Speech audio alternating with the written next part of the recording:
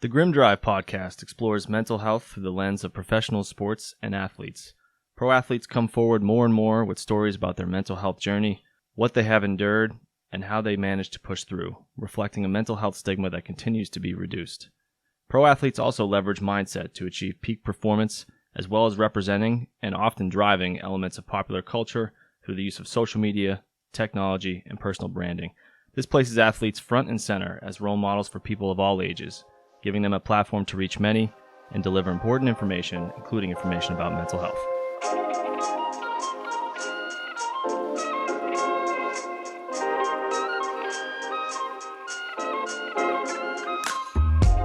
Welcome to the Grim Drive podcast, where we explore mental health through the lens of professional sports and athletes. My name is Jonathan Busfield. I'm back here with co-host John Cuna. We are back. We are back. Yep. We are back. It's been a little bit. If you check out we encourage everyone to check out our last few episodes. We diverted a little bit and a little detoured, did some interviews. We kind of dipping our feet in the water there to try to get that started. John, you did an interview with Marco Sanchez. He's a strength coach. Loved that. I think the top thing from that episode that I took away was just getting into the conversation of sort of total health, right, or whole health. I encourage people to go listen to that. It was a really fascinating episode. Then I did an interview with Matt Finn, who's an architect, which I thought went really well. And then we also had an interview with Alan Cesaro, who is he's a poet, he's an author. He also runs a sports blog that includes artwork, and it's based out of the Bay Area. It's really cool, so I encourage everyone to check out those episodes. Today, we're kind of coming back to the table together. We're going to delve into Simone Biles and some general news. We had the pleasure of being on NPR recently. This is our second time on the Radio Boston show. It's through the WBUR sort of Boston affiliate of NPR to talk about Simone Biles and the recent news with her. I think anyone watching the Olympics is aware that storyline kind of dominated the news cycle, for better or for worse. So we're going to get into that today. So, John, that it's a 20, Radio Boston is usually a 15 to 20 minute episode. It goes by real fast, especially when the two of us are talking. Sure. It can go by very quickly. So we didn't get to cover everything we wanted to necessarily, but I thought we covered the main points. What were your takeaways from that? I think from the interview, episode, I think it was good. I think it was a good synopsis of some of the main points that came up, that there's a lot more that's going on beneath the surface for a lot of different people, and the different criticisms that athletes will get. We did specifically female athletes, specifically black female athletes. We talked about the unfair comparison that goes on with that, which I thought was really important. I think that was a little bit of an overlooked narrative when people were talking about this.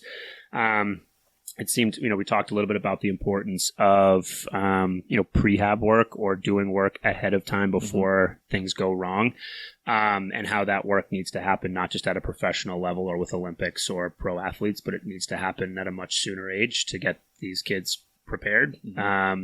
All these athletes came from somewhere, came from youth programs, came from youth places, and if they're not given the level of support early on, sort of like a ticking time bomb potentially. So we talked a lot about those different things. So I thought it was short. It's hard to jam a lot of information. So we've got a lot of other stuff to kind of talk about today too. But curious about what your thoughts were too.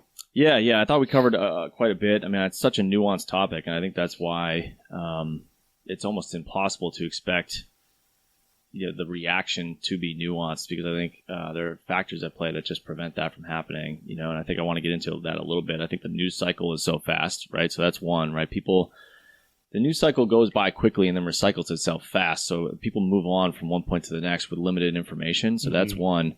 But then there's not enough time to, one, let things sink in, or B, even if you're letting things sink in, to really try to understand try to talk about all the different aspects. I think so that the news cycle moves quick. That's one, right? And secondly, the approach to media, I think, especially from a sports perspective, is about talking points, right? It's about finding one thing, sort of the aha or gotcha kind of thing. Hot takes, yeah. Yeah, just tossing that out and then just, almost encouraging sort of vitriol or negativity or that kind of thing. So neither of those really open up any kind of an effective pathway to actually discussing this on the level that it needs to be discussed for people to actually understand it, I don't think. Yeah. So the news cycle is very fast. That's part of it. And I think anytime people are dealing with or forming opinions on limited information, that usually doesn't go very well, right? They have to fill in the gaps with what they don't know.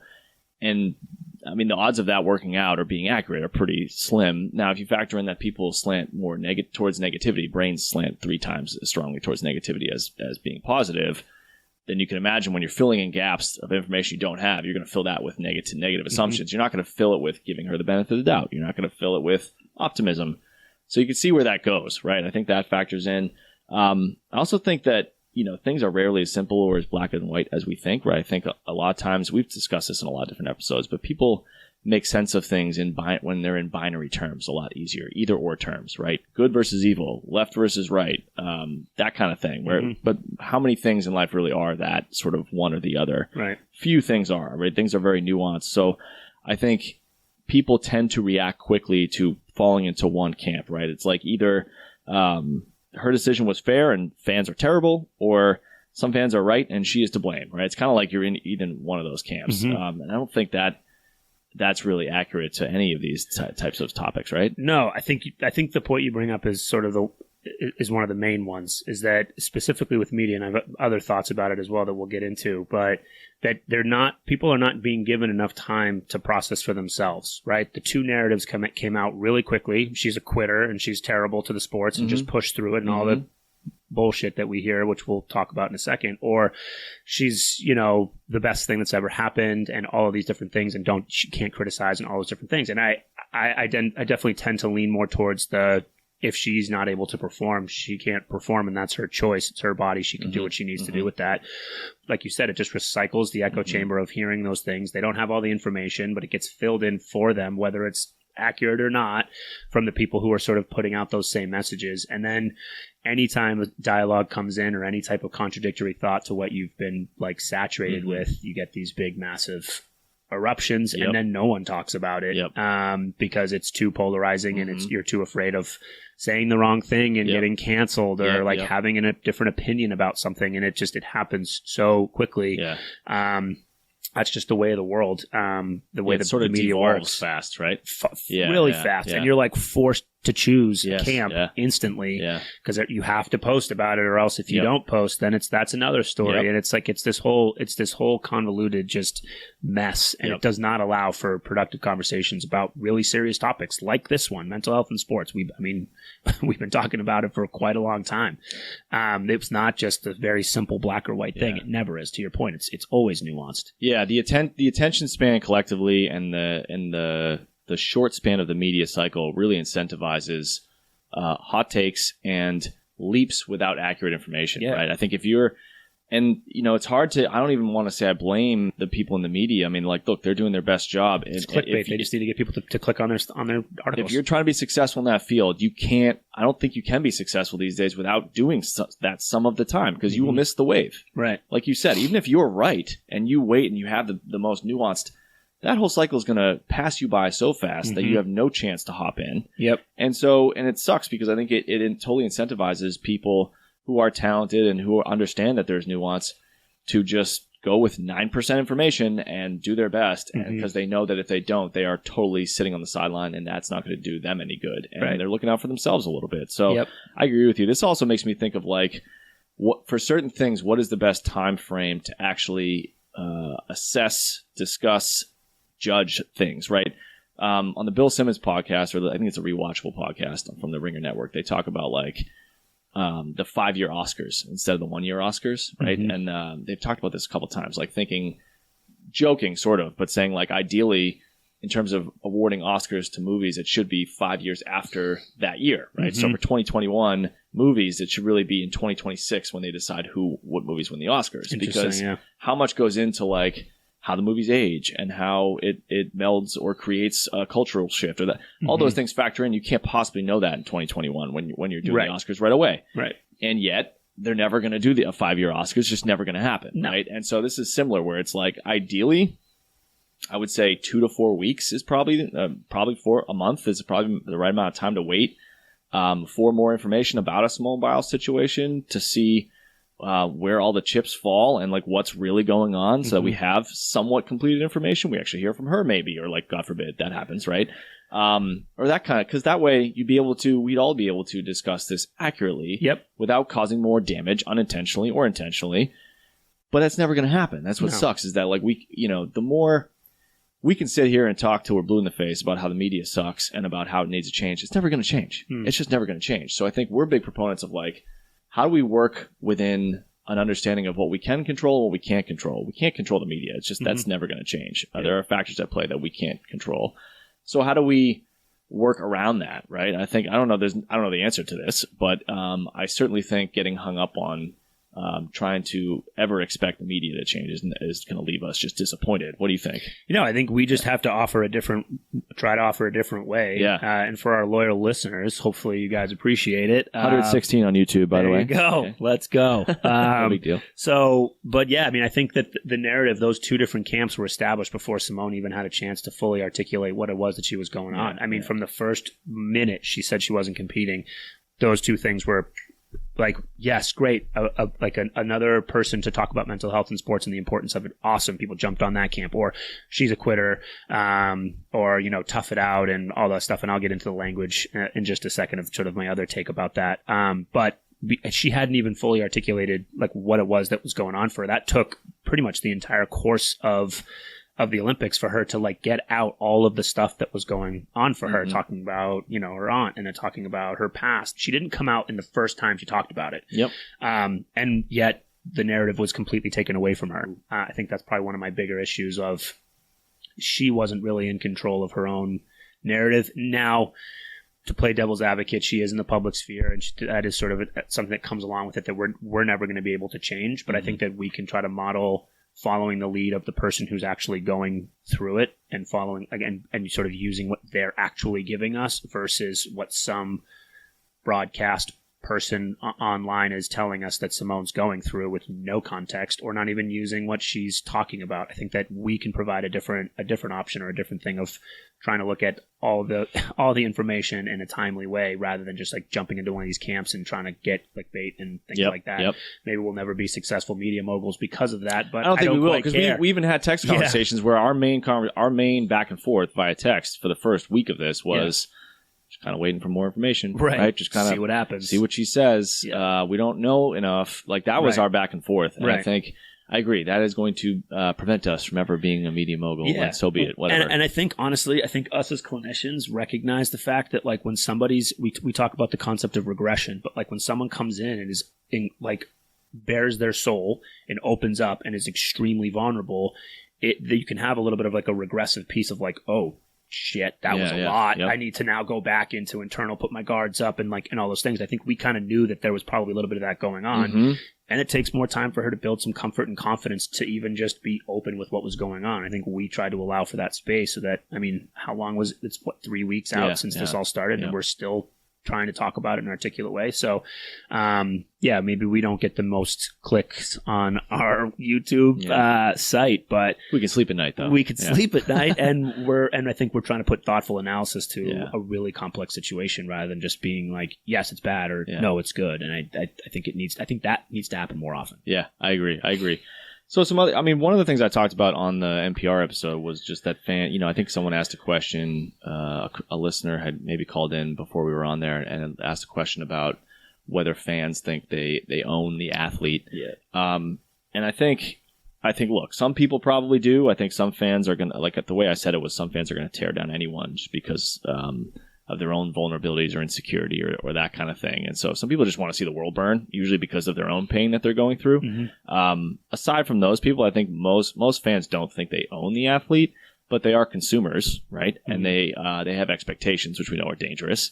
And fans can be irrational. And I talked about that a little bit. I would just add to that like fans look forward to seeing, I don't think this is all fans that reacted negatively towards her. I think there are a lot in the just troll camp, right? Yeah. But some fans look forward to seeing someone like Simone Biles, and when they can't, even when it's not her fault, and even when her dropping out or temporarily or altogether was the best thing all around, they're still going to be disappointed, right? And disappointment, I think, can be a bit of a trigger that causes irrationality with fans to kind of increase even more, right? We know that with people in general, when they're disappointed, when they're emotional, if the emotion feeds into their behavior, which it does for most people, it's going to lead to some things happening that probably shouldn't happen. So people want to watch her. They want to feel great doing it. Some people also want to feel great through the act of watching their country succeed, and sort of being robbed of that creates sort of a button for disappointment and a bit of a domino effect. So that can be part of it. I think fandom also fosters some groupthink, which can be dangerous, so that mob mentality can kind of set in, which we know is, not a good thing. It can lead to even like sort of compounded irrational behavior, particularly on Twitter, right? When that happens on Twitter, it's even worse because social media and phones are kind of like extensions of the self, right? You and I have talked about this a little bit in the past, but I encourage people to be aware of like what are the things in your life that are extensions of you. Examples of this are phones, social media platforms in general, cars are extensions of the self, right? So there are things that extend our reach and connection beyond what it would be without them, right? Think of cars. Like if without a car, you'd have to walk places, right? The way you interact with people would be in person, scale of a human on the sidewalk. Cars allow us to travel at a faster distance, get places quicker than long distances, that kind of thing. Those are extensions of the self. Social media does the same thing. It allows us to connect with people all over the planet in a way that you wouldn't be able to do otherwise. So we could argue some elements of extensions of the self are good things, right? Maybe they lead to advancement, but there are also some really key downsides to that. And I think in general, extensions often equal less empathy. So there's greater distance between you and the people you're interacting with or discussing. That leads to reduced empathy, right? Because you're less connected to them on a real level. Extensions also equal a false sense of protection. So think of how like typing behind a keyboard gives people a false sense of protection, or being in a car, right? Like interactions, if you walked past someone on the street and bumped into them by an accident, most people, right, would react in a very apologetic way, right? Like, oh, sorry that happened, that kind of thing, right? They'd be nice. How many of those people would react that way in a car? If someone cut them off, right, or bumped them, like a bump, or God forbid bumped them, but like even just cut them off, or got it, especially in the Northeast, right, got into their lane when they didn't signal, whatever. I know I've been guilty of this, right? You have this, buffer of metal around you, and it removes your logic and reason about how to treat people. I think that's an example of how the extensions of the self kind of work, and so I think Twitter sort of amplifies that. It just gives people this place where they kind of are even more rational. They lose a sense of logic, reason, and how to treat people because of this false buffer that they have, this sense that they can say whatever they want. There's no consequences. And I think it leads to a lot of irrational, sort of emotionally charged statements that they wouldn't make if Simone Biles was sitting next to them in a room. Right? No, of course not. So that's one other takeaway. I mean, I think COVID has also made a lot of fans and people in general more stressed out. So we talk about Simone Biles' mental health, but I think collective mental health is not in a great place. And so that leads to people being, I would say the odds are people are going to be way more reactive and not as level-headed because they are struggling, right? Just as much as we care for Simone Biles and her mental health, and I'm not defending fans here, particularly trolls, but even if you look at the biggest troll of the trolls, what do you and I see about what's really driving that? From a clinical perspective, like take the biggest what on Twitter in terms of what they're probably saying about her or to her, and on the face it just seems like evil person, right? But when you really look at what drives that, what do we see? Oh, it's always just a reflection of the self, right? Their own internal turmoil or their jealousy or whatever it happens to be, or right? Their, like you said, feelings of like being robbed or whatever, disappointed by what happened. They can't see the best, represent their country, and they're sad or upset about it, and rather than dealing with that, which they're entitled to feel disappointed, they're entitled to feel sad about that. I'm not trying to take them away of that. But then I think the way that medias work and having these two narratives is like these big funnels, right? And those disappointment, anger, sadness kind of like captures you in that funnel and eventually brings you down into the like, she's a terrible person, and oh hey, and I have a way and a means to articulate this frustration rather than I'm sad and disappointed. I can also be caring and empathetic to the fact that she can't, but I can also be empathetic, or I can also be disappointed that she isn't. And I think when they get to the place of like down at the bottom of that funnel, it's all just their own internal stuff that's coming out and misguided and putting it in place that it doesn't belong. Rather than just sitting with like the feelings that sparked that process to begin with. Exactly, dude. It's people who have their own major challenges, probably of a mental health nature, have no idea how to cope with their own emotion or even understand it sometimes effectively, and they aim it at other people in a very aggressive way, particularly guys, right? And I think so. I'm not excusing these people. I just I would encourage people. We care about Simone Biles' health, but it's not as simple as saying let's care about her health. These are all awful people. we have to think about mental health in terms of how it affects everybody. And a lot of people are in a place. If you see someone that's acting like a troll on Twitter, what I see, and this is just from being in the field, I think, for a long time, I just see a person that's in a lot of pain. And it doesn't excuse what they're doing, and it's still not fair to the person they're doing it to. But if we're going to change that, I think we have to meet that person with an understanding of what actually drives that behavior. Because otherwise, we're just going to throw gasoline on a fire that is already burning way hotter than it needs to. It's not going to help anything to just demonize those people. We have to understand them and really talk about what drives that behavior. Yeah, it sort of reinforces it, right? To go back at them in like a mean-spirited Absolutely. way, right? It just reinforces the behavior to continue doing it even more, rather than like you said, catching them off guard of like, whoa, are you okay? Yep. Right? If they're being like targeted and mean and awful, and you're just like, man, are you good? Yes. And you shake them off their guard of like, oh, yeah, no, and the amount of times that we've that's actually happened. Have you ever done that? Because I've actually done that, and absolutely, I use that all the time. Exact reaction you get. Use it all the time. They're like, shit, like maybe I'm not okay. You start to have them sort of process and see what's going on for themselves, and then this is the problem, right? Like when it's in front of the masses, that collective embarrassment, perceived embarrassment, will prevent them from reacting in the way. But if it's one-on-one, right. You're not going to write like a "Hey, are you okay?" You could, but it's going to be like, "Yeah, I'm fine. It's this, it's that." Right? Yeah, they don't have that. It'll be better. It'd be better than their explosion if it was like you just feeding into it. I encourage everyone to we'll put the link to the NPR interview that we did. We really appreciate them having us on, and Tiziana and Chris Satoric, the producer. Tiziana is the host, but Chris Satoric is the producer. We really appreciate them having us back on again. This is the second time. And hopefully we get a chance to do that more in the future. Yeah, it was really great. One of the things that we didn't get a chance to talk about, just one of the last points, is that throughout time we get these opportunities, like these vital moments in history, to make to start to see an issue that's been seen in a certain way in a different way. And it's usually very challenging. It's really difficult. It's hard because you're sort of trying to shift the status quo. And anytime you're trying to do mass change, people revert back to what they know and what's comfortable, even if it's not really in their best interest. And I feel like that type of stuff is going on now, that we're sort of in it right now, where it's starting to shift, but it takes a lot of time.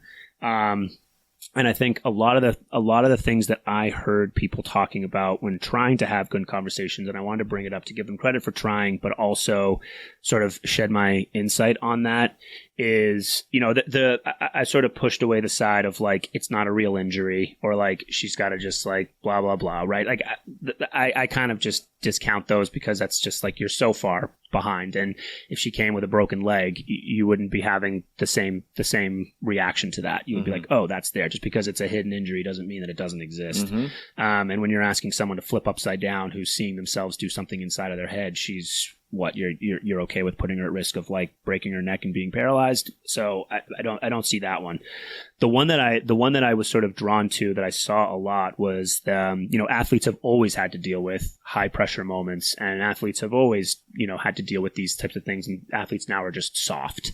That's a word and a phrase that I hear like all the time, like athletes are soft, or like we've always had to do that. And I think it comes from the language, I will say, predominantly came from older generation of people who grew up watching these types of things. However, we talked about it just now, but they did not have to deal with the same type of pressure that these athletes do now. It is a completely different game. Athletes 20 years ago didn't have the entire world have access to them, right? Who can send them messages just on a whim and say, hey, you're a terrible person, or you're awful, or you're terrible. They didn't have the same ridicule and the same exposure to the world that the athletes do now. It's an entirely different pressure that they didn't have to do.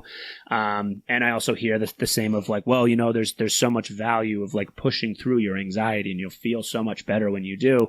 And while I certainly agree in certain circumstances, you talk a lot about like the 80-20 rule of like 80%. If you can push yourself through, that's great. But there's still that 20% that's like, it actually can be quite dangerous if you try to engage in that. And I think that people just need to recognize that.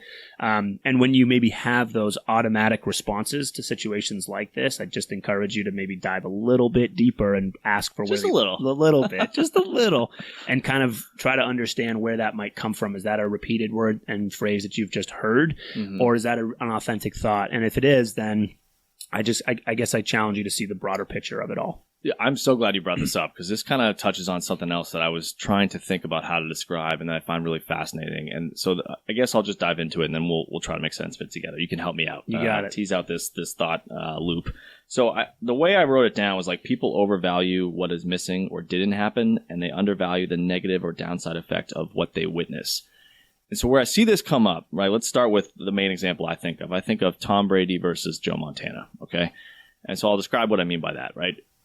A lot of people, now some people just troll Tom Brady because they again, we talked about the people that are just going to hate because someone else is successful and they can't stand it, whatever. A lot of people still try to argue, okay, that Joe Montana is better than Tom Brady. Not as many as they used to, but still try to argue that Joe Montana is better because he went 4-0 in the Super Bowl and Tom Brady is now 7-3. So those 3 losses, right? Joe Montana didn't have those 3 losses, right?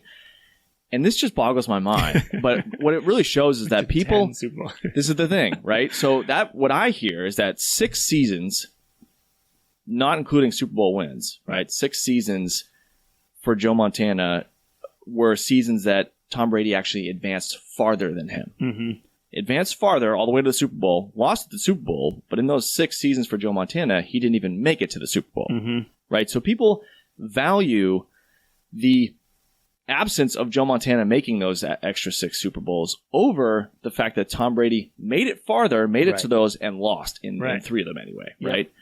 That to me is unbelievable, right? I think this similar thing happens with Simone Biles. I think people, they overvalue their they'll go back and think like, I was an athlete, I pushed through this, I could do, like I would have pushed through, right? And it's exactly what you're saying, where it's difference like between high school hockey like would you have, because actually the best in the world ever. Correct. It's like different. Actually you either gave up 20 years ago, right? Like 99% earlier than Simone Biles. If Simone Biles hasn't even given up yet, right? You gave up 99% earlier and or didn't have the talent or work ethic, right? Most of the time it's work ethic, but talent goes into it, right?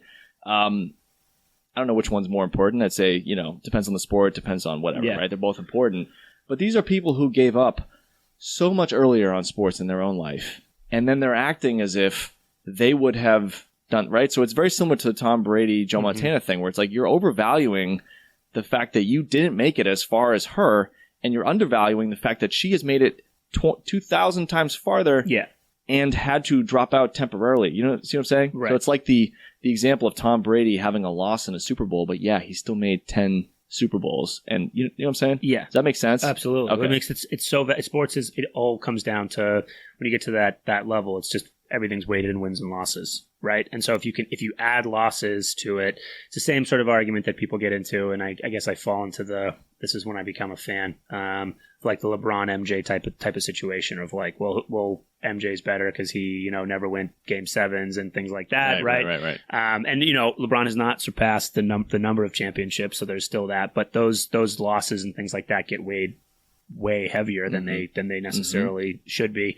And I think it comes down to that of like people, when they think of sports, it's just wins and losses. So if Brady has the presence of losses, it's like, nope. It's the binary.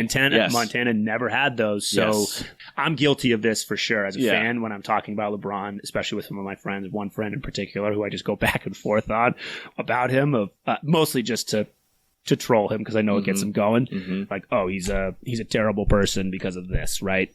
Or he's a terrible player because of this, and completely gloss over the fact that he's like opened up a private school for kids to help them get to college and paying for their entire tuition. Exactly. Like pretty good record given the circumstances, right? But no, I don't focus on that stuff. I just go for the other piece, so I can understand it as like a fan how that goes. But I think, I do it in jest. I do it in joking to get at to jaw at my buddy. Yeah. But I think that people take it too far. Yeah. And then when they have, to your point, like the platforms to be able to speak out about it, they get a little bit overconfident. Agreed. So on Tom Brady, we were going to speak a little bit about Tom Brady and other athletes as being drastically underpaid based on the value they add to their employer. I think maybe we can save that for a different episode because I have some thoughts on that. I want to give it its due. I also think we could draw parallels to the real world, right? And non-sports jobs. I should say not the real world, the non-sports world, right? In terms of people that aren't athletes, but in the workplace, what is your true value? How do you even know that? How do you consider what you think it is versus a business perspective? I think you get people on two sides of that. You get business owners who are passionate about the metrics of running a business, and then you get people who have never run a business who are passionate about their own needs. And there needs to be, in my opinion, like, we got to come to the table and help people understand both sides of that. I think we have some unique perspectives on both sides. From my past before I owned a business and our time owning a business, I think has shown me both sides of that. So maybe we'll make that his own episode. So we'll end this for today. We want to encourage people to check out the show notes, check out that NPR interview that we did, check out our last couple episodes where we did interviews. We want to get some feedback on how those interviews went, what people thought. Yeah, I'm going to be bringing Marco back in for a part 2. We're going to go a little bit more like in depth to like the nitty gritty specific stuff. So same with Matt Finn. Yeah, first one was kind of just like an intro to what we do, but then we're going to really dive into like core training practices and examples and things like that next time he comes in. So definitely tune in for that for people who are interested in learning about that. That's awesome. And we definitely encourage people to follow us on YouTube, hit subscribe because we're at 116. The views, the video view numbers are going up. And we just want people to give us some feedback. So subscribe and then leave a comment. Like, let us know what you think. Like we're not making any assumptions that we're doing this perfectly. We're trying to improve. So anytime we can get feedback, that really helps on that. So we want to thank everyone for listening to the Grim Drive podcast for this discussion about Simone Biles and some general news. We will be back next week to talk about Evander Kane and gambling. Awesome. Thanks, guys.